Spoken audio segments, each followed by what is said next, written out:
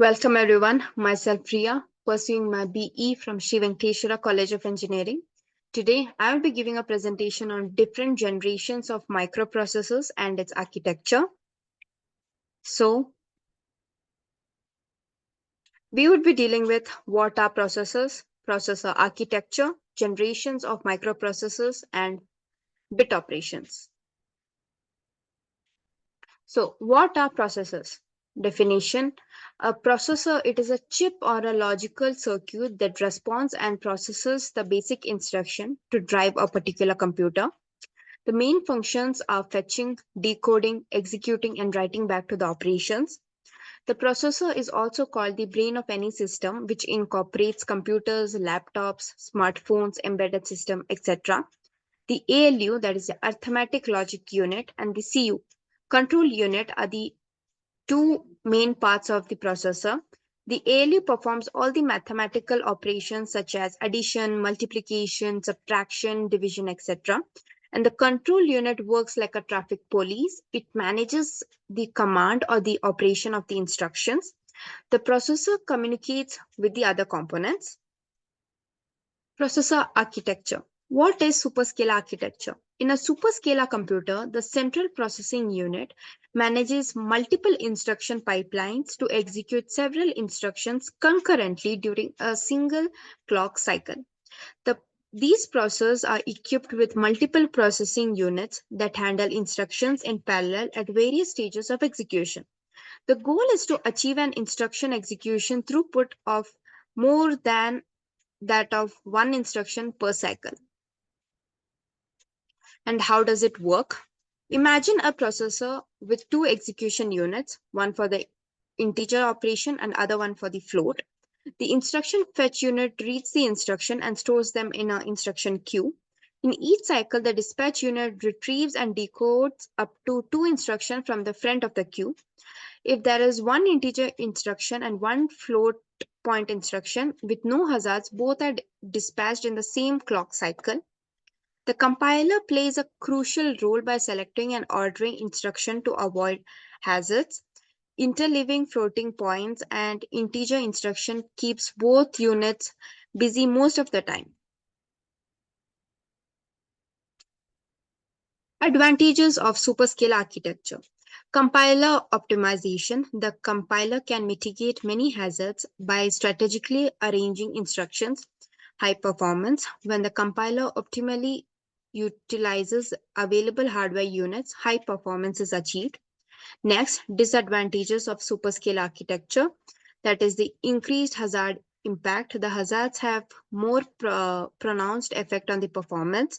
Scheduling challenges. There is proper scheduling becomes critical due to the architectures.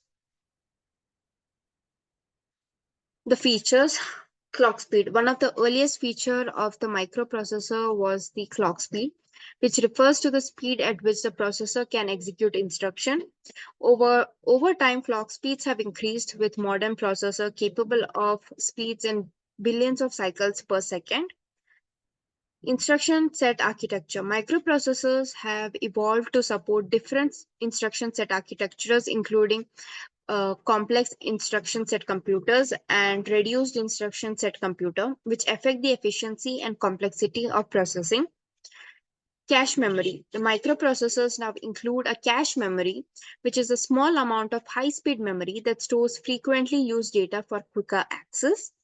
Multi-core processors. Modern microprocessors have multiple cores, allowing for multiple tasks to be executed simultaneously, increasing the performance and its capability. Next is the power management. Modern processors include power management features which reduce power consumption and improve the energy efficiency. Graphics processing. Many modern microprocessors include integrated graphics processing units, which allows for faster and more efficient handling of the graphics intensive tasks. Security features. The microprocessors now include security features such as hardware level encryption and secure boot to protect against the malware and hacking. Internet connectivity. Microprocessors now include built-in networking capabilities such as Wi-Fi and Ethernet, which allows for seamless internet connectivity. Machine learning capabilities. Some modern microprocessors include specialized processing units for machine learning and artificial intelligence tasks, allowing for faster and more efficient processing for these tasks. So, advantages of microprocessors are high processing speed, the compact size, easy maintenance, can perform complex mathematics, they are flexible, can be improved according to our requirement. Disadvantages are the overheating occurs due to overuse, performance depends on the size of the data, large board size than microcontrollers. Most microprocessors do not support floating point operations. Generations of microprocessor. First generation, from the year 1971 to 1972, the era of the first generation came, which brought the microprocessors like Intel 4004, Rockwell International PPS 4, and Intel 8008. The second generation marked the development of 8-bit microprocessor from the year 1973 to 1978. The third generation brought forward the 16-bit processor from the year 1979 to 1980. The fourth generation came into existence from 1981 to 1995. The 32-bit processor with CMOS fabrication came into existence. Fifth generation, from 1995 till now, we are in the fifth generation. 64 processors like dual and dual quad and octa-core processors came into existence. Bit operation. The term bits refers to the fundamental unit of data in computing. It can be represented either with a 0 or a 1. CPUs are classified based on their word size, which determines the number of bits they can process in a single operation. 8-bit CPUs, it processes data in chunks of 8 bits.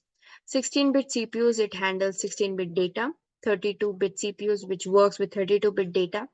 64-bit CPUs that processes data in 64-bit chunks. The bit width affects memory addressing, data manipulation, and overall system performance. That's all with my presentation. Do like, share, and subscribe.